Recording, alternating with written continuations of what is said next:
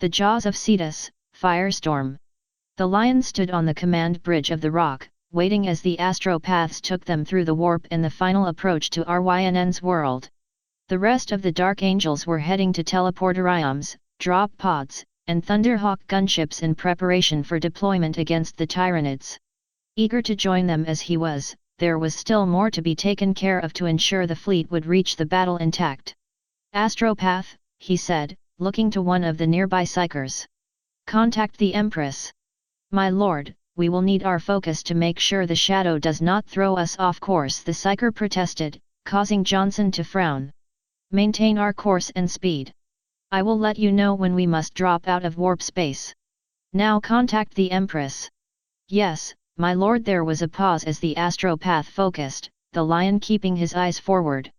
"Johnson," the Empress voice called through the mouth of the astropath.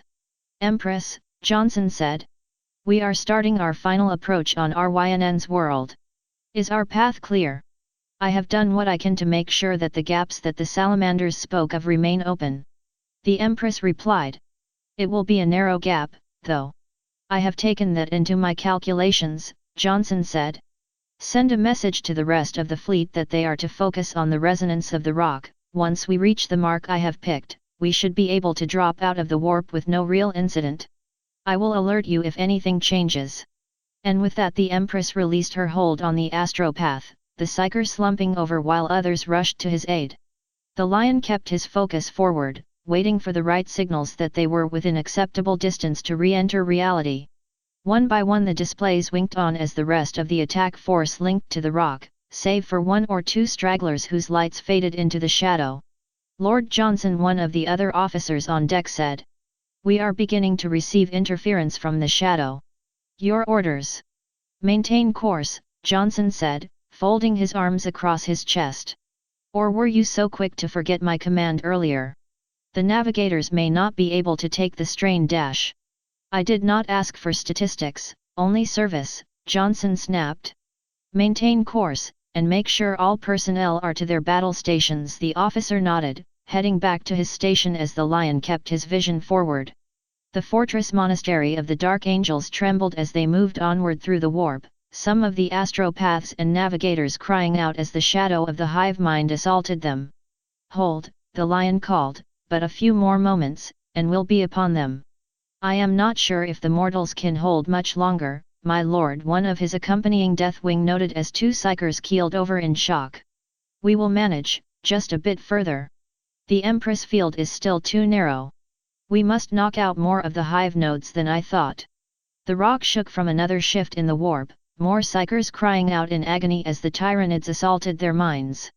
Johnson was no Psyker, but deep in the warp as they were he could feel the null field closing in, thousands of savage minds clawing to get in, trying to break his will to theirs.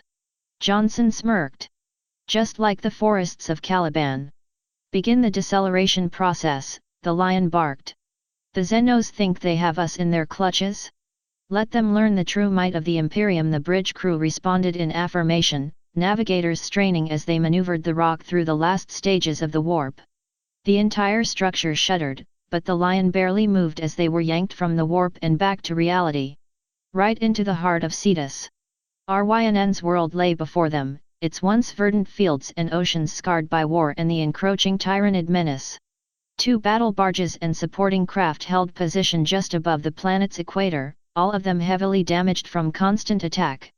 Beyond, the tendrils of Cetus lashed out against their targets, some snaking down towards Ryn's world while others grasped at the defending ships like a child searching for candies. The hive fleet shifted as the rock, the phalanx, and the rest of those ships designated for the first wave pulled out of the warp, perhaps reacting in surprise that its prey could jump in so close to its weakest points. "Draw the fleet's attention so that the defenders may withdraw," Johnson said. "Void shields to maximum, and have all macro batteries target the central neural nodes. Escorts are to hold defensive positions while we begin our attack." There was a call of affirmation as the rock pushed ahead, the rest of the Dark Angels fleet forming up in escort positions as it closed with the hive fleet. One of the defense fleet buckled as a hive ship ripped it in half, the explosion buffeting the rest of the Imperial ships as they tried to make their escape. Just as the Tyranids closed on the first of the damaged battle barges, the Dark Angels made their attack. Building-sized shells and missiles screamed through the void towards their targets, bright plumes ripping through the hive ships with ease before their defenses could be properly deployed. Just as the Tyranids prepared to receive this new assault, the Archaeotech weaponry of the Rock fired, dozens of their ships ignited by vast lances of concentrated energy and supercharged plasma. Those that attempted to flee were caught in the fire of the escorts, the warp contorting from the death screams of Cetus vanguard organisms. Beneath this deluge of fire, the defending fleet withdrew to the shadow of the Rock. Johnson was momentarily distracted from observing the battle as a new vox chimed in. "This is Captain Murrieta of the Pride of RYNN. It is a welcome surprise to see we will be fighting another day." "I thank you for your words, Captain," the Lion said, turning slightly to address the bridge crew. "The Xenos think to bait us into moving too far from orbit. Picket defense, keep RYNN's world behind us to prevent outflanking." When he got affirmation from the bridge, the Lion turned his focus back to the Crimson Fists. "What is your status?" "All weapon systems are offline or heavily damaged, and that includes the Hallowed Brotherhood and escorts," Murrieta continued. "Had you arrived a few moments later, we would have lost our void shields as well." "Communications still online, my lord." "Then that is how we will put your ships to use," the Lion said, turning to a new display as the Tyranids prepared their counterattack, a wave of hive ships and other biomonstrosities charging towards the Dark Angel's wall. "Contact your forces on the ground to let them know that the Lion has arrived, and that I will be landing to take command of whatever forces you have on Magellan." "Our presence on Magellan is minimal, my lord," Murrieta replied. "Most of what remains is centered around New RYNN City on Sorako." "I am well aware of that," the Lion frowned as he continued. "Lord Corax will be taking command of the defense of Sorako when the fleet is in position. He is aboard the inquisitorial ship Sanguinium Mary Trace. I suggest you coordinate directly with him once you have finished relaying my orders." "Yes, my lord." With that the communication closed out, the Lion turning his attention back to the battle. The Tyranids had rallied, hundreds of hive ships amassing just out of reach of the Dark Angel's weaponry. Small flashes illuminated the space between them as Imperial fighters and attack craft dueled with lesser Tyranid bioforms, dozens of lights flickering as human and Xenos were torn asunder in the melee. The hive ships pulled up on their approach towards the Rock, intending to smash in on the fleet from above and thus avoid much of the fire from the fleet's broadside. Smaller hive ships dove first, rushing towards several outlying escort ships in a mad dash to reach the transports headed towards RYNN's world. The Dark Angels rose to meet the attackers, cannons blazing as the bioforms closed. Several of the Xenos creatures faltered and died, but their brethren smashed into the Imperial line, splitting two destroyer-class vessels in half and badly mauling a strike cruiser in their initial attacks. Bioplasma melted through steel and adamantium while spore clusters shot out to deposit lesser Tyranids within the Imperial ships, the assaults countered by a storm of flak from the Dark Angel and Imperial Navy craft backed up by volley after volley from macro batteries and turbolasers. Despite the unrelenting wave of Tyranid attackers, the line held. The transports would be able to unload their troops without interruption. "All ships move to engage," Johnson said, smirking as one hive ship imploded from a miniaturized warp storm fired by the Inquisitor's ship. "We will hold the Tyranids there a little longer, and then the true hunt can begin." The Sanguinium Martyrs shuddered as it unleashed another salvo upon the attacking aliens, Twilight stumbling a bit as she and the sisters hustled down the hall towards the main hangar. Though technically not part of the main battle line with the Dark Angels, the cruiser had been positioned such that some of the Tyranid bioships had taken more interest in it than Mashes had hoped. The battle had not focused on them, but Twilight found it rather difficult to keep a good pace while the ship rocked back and forth from firing and taking hits from the enemy. Of course, that would be nothing compared to what awaited them on RYNN's world proper, if Mashes' briefing had been any indication. "The last of the drop pods are away," Mashes called as Twilight broke into the hangar. He, the Valhallans, and Sister Bianca were standing before a smaller craft than their normal lander, a sleek black dropship marked with the silver eye of the Inquisition. "Empress willing, we'll be able to reach the planet as well. We'll make it down, Mashes." Twilight said when she reached him. Even if I have to teleport everyone down, we'll make it. Hopefully it won't come to that. With the shadow as strong as it is, the last thing we need is for you to kill yourself trying to use your powers. Twilight frowned but said nothing. For all the others had been talking of the hive mind's shadow in the warp, she had not noticed much of anything. Perhaps a dull headache here and there, but not the maddening void it was described as. Regardless, get your sisters aboard, we need to get down there before the Tyranids attack this ship in force. Twilight nodded, stepping quickly around Mashes and up the ramp, the sisters and Valhallans following right behind. She found one seat near the front of the ship, strapping in while looking down at her companions as they did much the same. Ready to have some fun, Frederick? Judith asked, clutching the heavy flamer close to her chest. Yes, I know, so many foul Xenos to play with. Won't they be so happy you sent them to meet the Empress? Wouldn't exactly call the Tyranids happy, but we'll kill them all the same. Alexis said as he secured a meltagun next to his seat. That's how we met Lord Mashes, actually. Our unit got sent in to extract him and a few scientists or some such after Cetus surprised them on Braxis 4. You learn to trust a man after he guts a broodlord that just ate your commissar's head. Twilight shivered, but Sister Judith gave a chuckle. That reminds me of my first combat mission, she said. You should have seen the look on Sister Rachel's face after I punched that techno-heretic's head off. Always a stoic, Rachel, but to see how high her eyebrows went. We can discuss war stories after we have landed, Judith. Naomi said, securing the clasps around her helmet before continuing. Ruth, would you care to lead us in prayer before we enter the battle zone? When Lord Mashes has boarded, yes. Ruth replied with a nod. She did not have to wait long, for Mashes stepped onto the craft and closed the door just as the cruiser was rocked by another hit.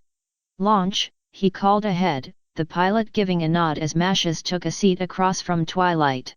The craft shuddered before lifting off from the deck, accelerating as it left the hangar and entered the void of space. As they began their main descent, Ruth clasped her hands together and began to pray. Blessed Empress, watch over us on this day of battle, she said. Let not the foul weapons of our enemy scar the bodies of ourselves and our allies, for you are our shield and protector. Grant us thy blessing, O Master of humanity, that our bolters may find their mark and our blades cut down our foes. Lead us not into despair or folly, but shelter us within your light, for your way is truth and glory. Let none of us be found wanting, for we are your sword this day, blessed Empress.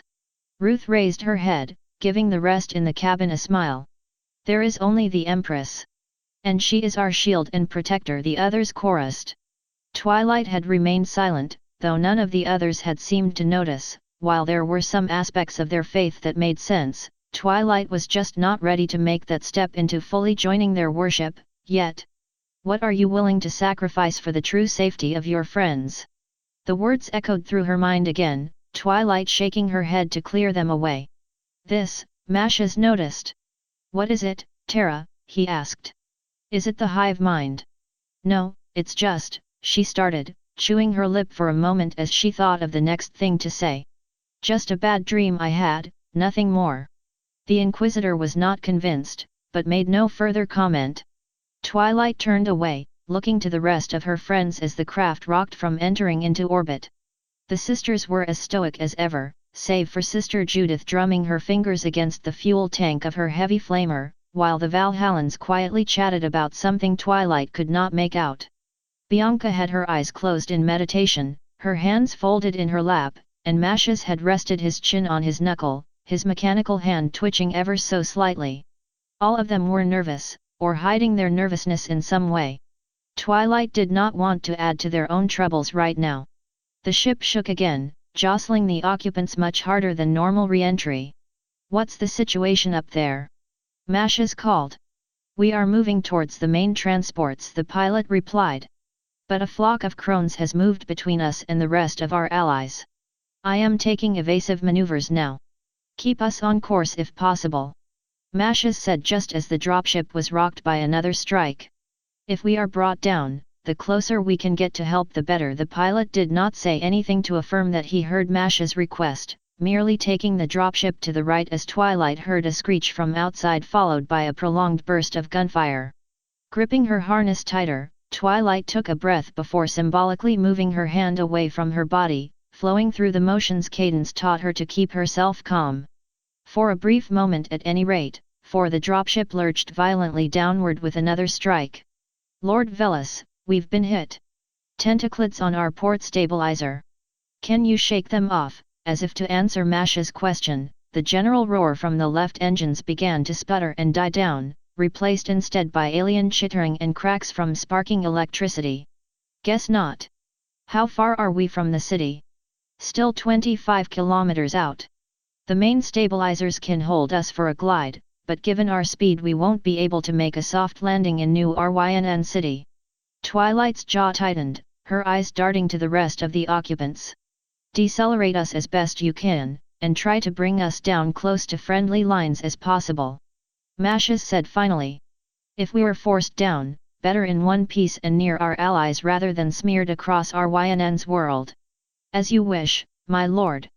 Beginning our descent now. The dropship began a more controlled descent, not helped by another shriek from outside followed by a second impact.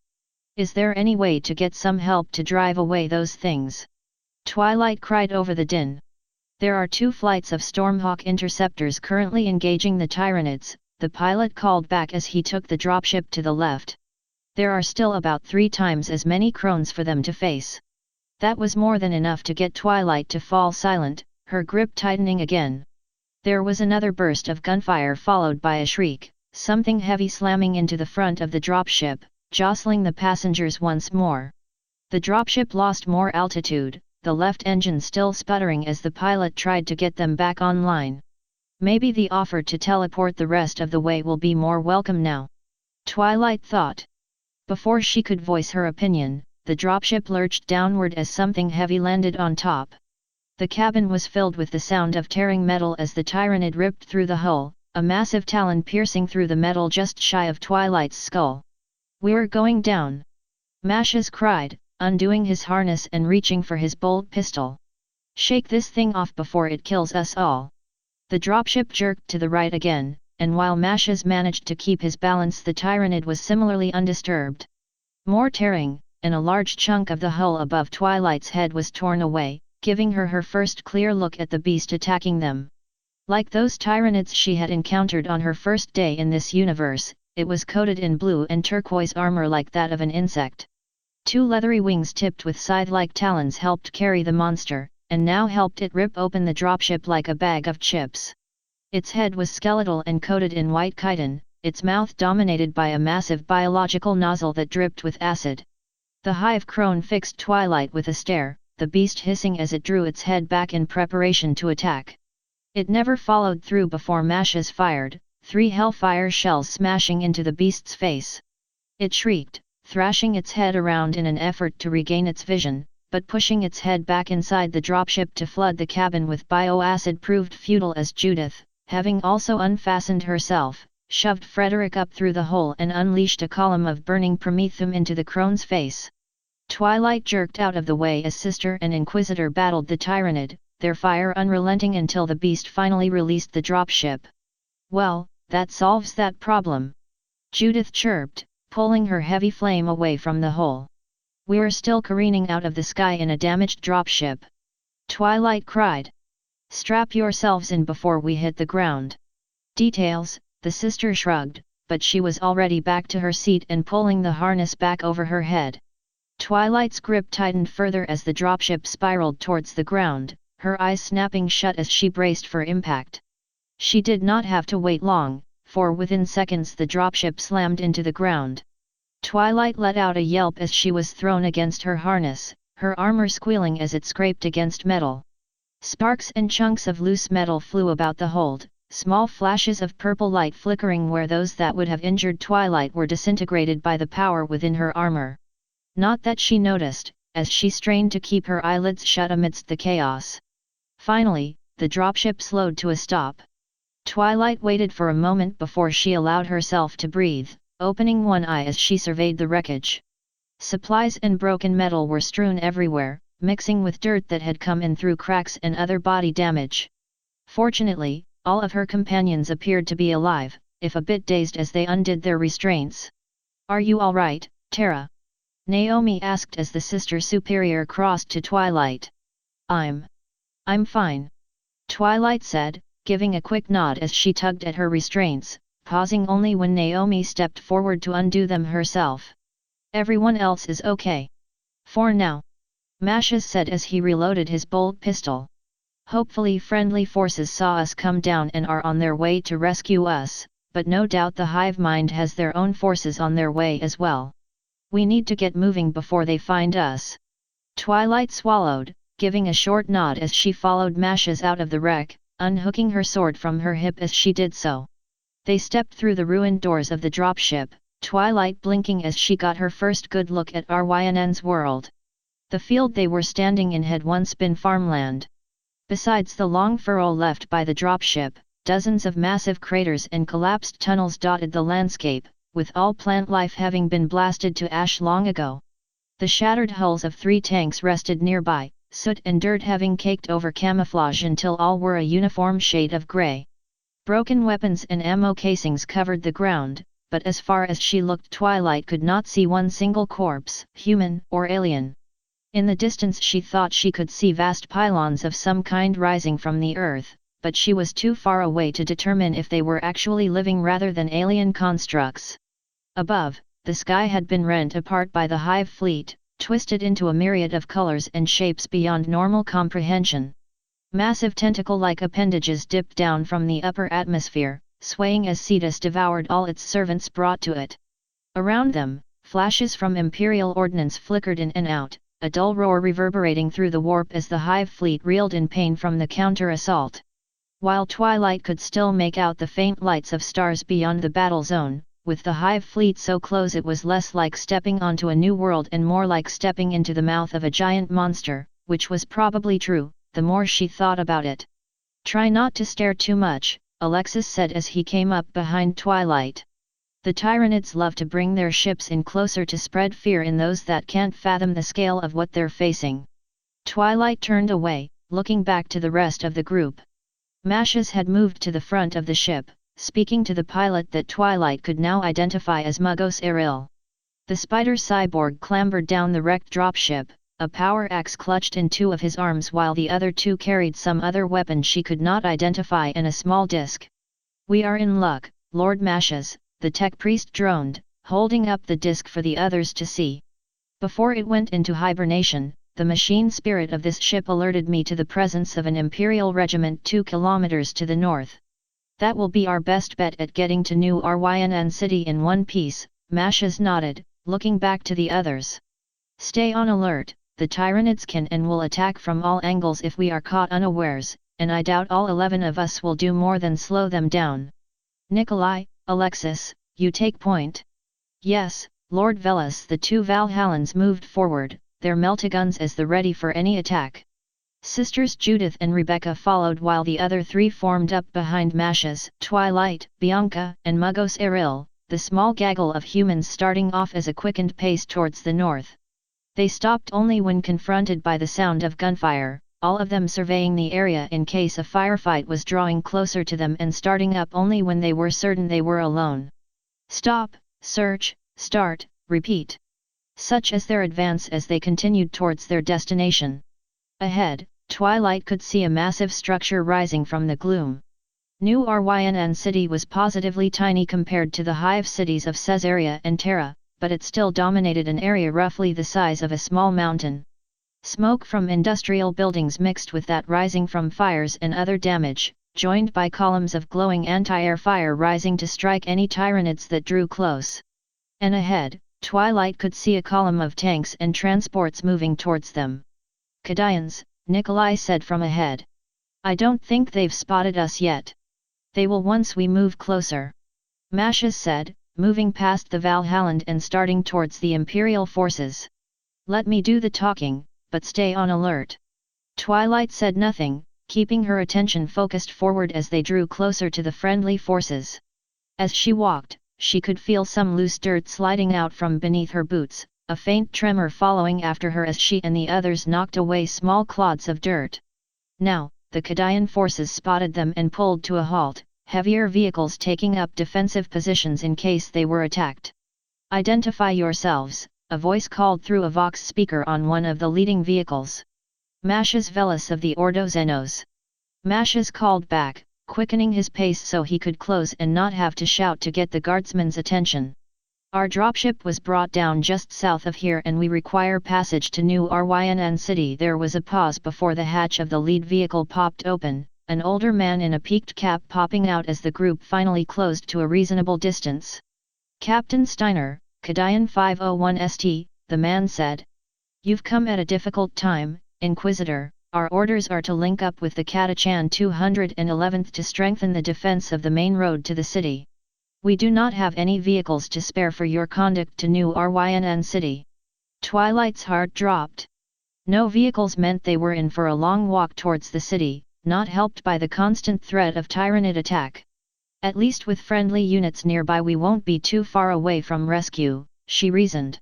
She paused as she felt the ground shift again, a couple pebbles rolling away from her towards the horizon. She made to speak, but Masha's conversation with the column commander could not be impeded. "At the very least you can send a Vox to the city," he said.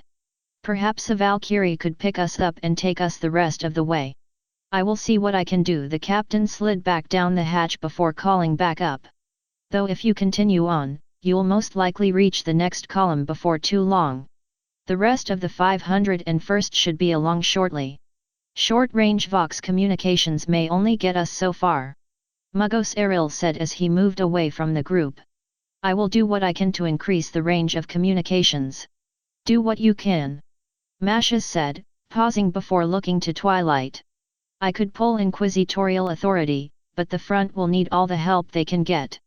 "Right." Twilight looked off into the distance, her eyes tracking a few anti-air missiles before they blasted a few Tyranid biomorphs from the sky.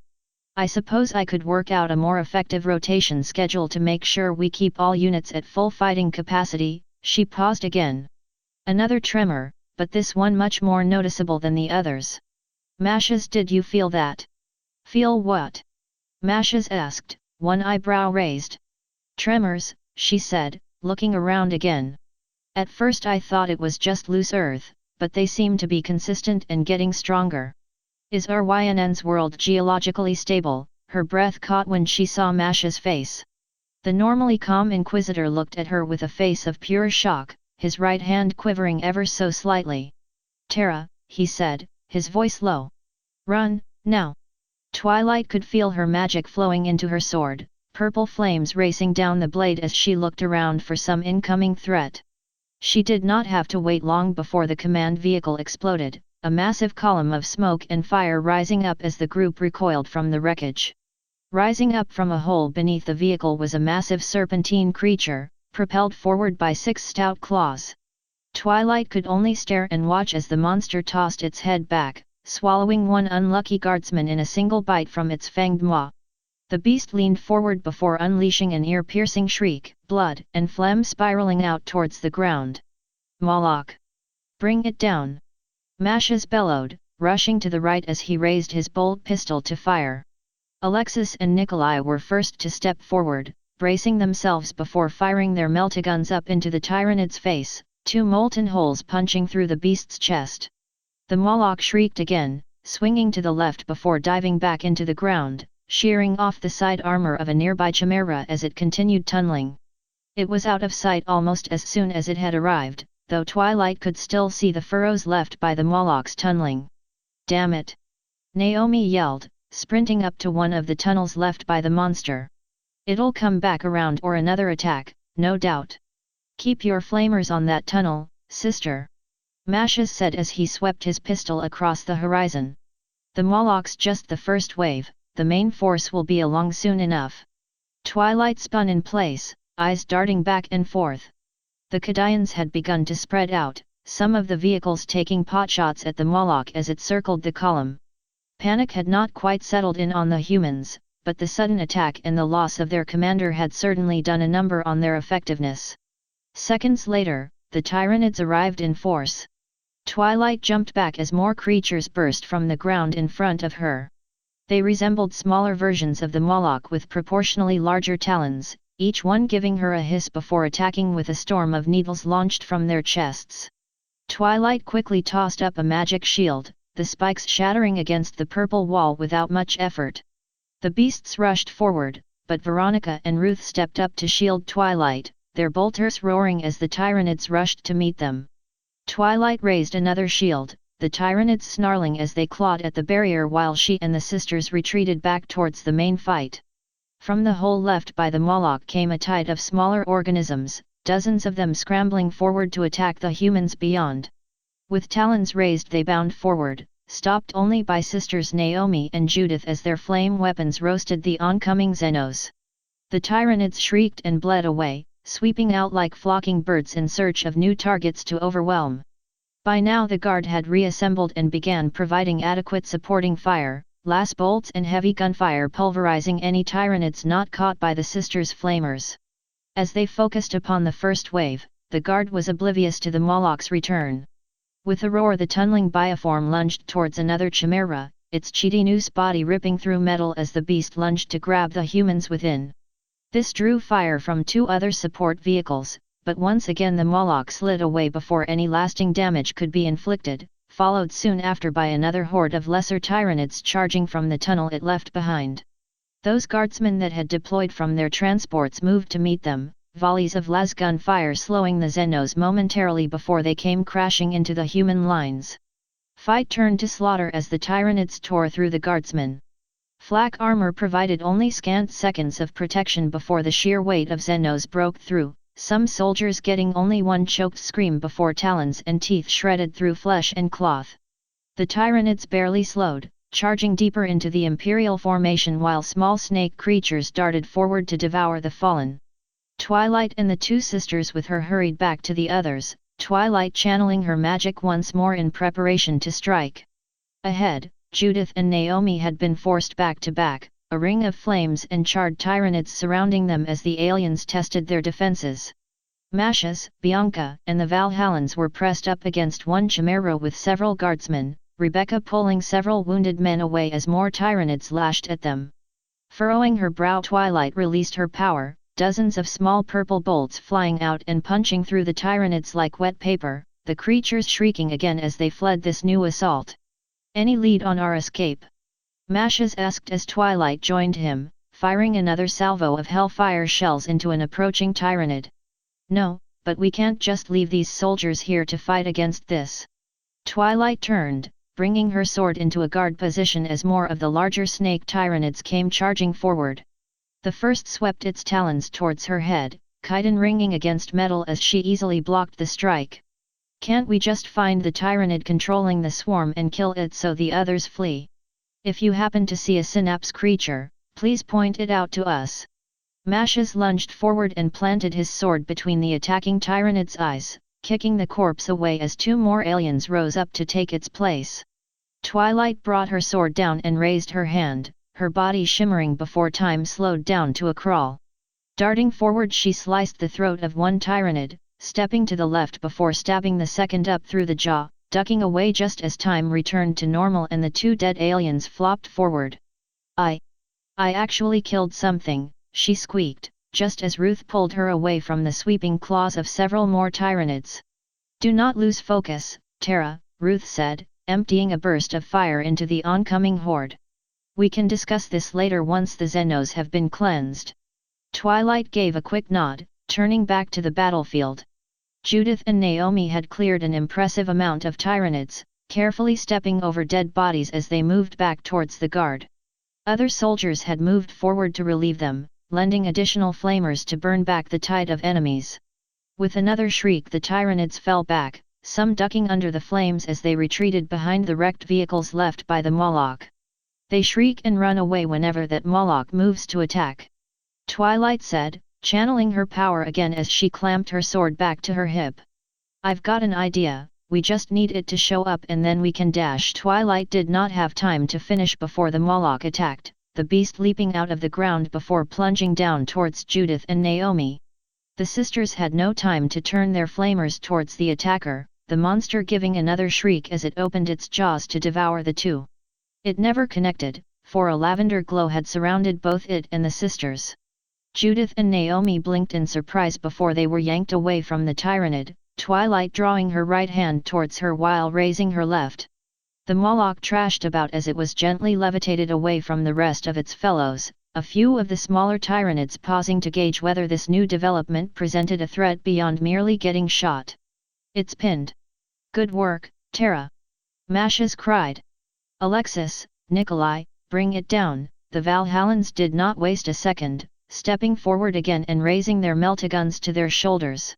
Immobilized, the Moloch could do nothing but scream and thrash as the meltaguns fired, molten fissures ripping across the monster's armored shell. Twilight shifted her hands, pouring more power into her telekinesis as the Imperials fired again and again. With one final wail the Moloch stilled, Twilight releasing her power and dropping the corpse on top of a score of unlucky Tyrannids with a crash. Twilight staggered forward, dropping her hands as she tried to catch her breath. "That took a bit more out of me than I thought it would," she said, pulling herself back up to her feet and taking out her sword again. "I'm surprised you've been able to use any psychic powers at all," Mashes said, helping Twilight to straighten up. "With the shadow as strong as it is, the fact you're not showing any strain is incoming." Twilight did not have time to react before Mashes yanked her to the ground. Second later several large crystals smashed into the wreckage and vehicles beyond, splattering all that had not succeeded in finding cover with corrosive acids. Above was yet another Tyrannid creature, wings beating as it hovered over the battlefield. Two of its limbs terminated in a massive cannon, ichor dripping from the nozzle as it searched for more targets. Its head was dominated by a bladed horn, and Twilight could see faint wisps of some kind of energy radiating off its skull. With a bellow the beast swooped downward, the remainder of the Tyrannids surging forward on its command. "Well, there's the Synapse creature, my lord," Alexis said from behind Mashes. "Orders. Let the vehicles handle the tyrant," Mashes said. "Tara, do what you can to try and shut down its psychic powers. I burned out a lot of energy trying to kill that Moloch and you want me to stop that?" Twilight cried. "That thing stays up, we're all dead." Mashes would have said more, but the tide of Tyrannids had smashed into the remaining Imperial forces, the Inquisitor and his henchmen rushing forward to relieve the Sister of Battle. The Hive Tyrant circled overhead, taking shots into the back of the column while eyeing the melee below. Twilight channeled her magic again, raising her hands towards the hovering beast before releasing. There was a pause before a flurry of sparks exploded around the Hive Tyrant, purple flashes burning small holes into the monster's armor. The Tyrannid leader bellowed in pain, sweeping down towards Twilight so to better face this new foe. Twilight raised a shield, the Hive Tyrant pulling back before smacking into the shield.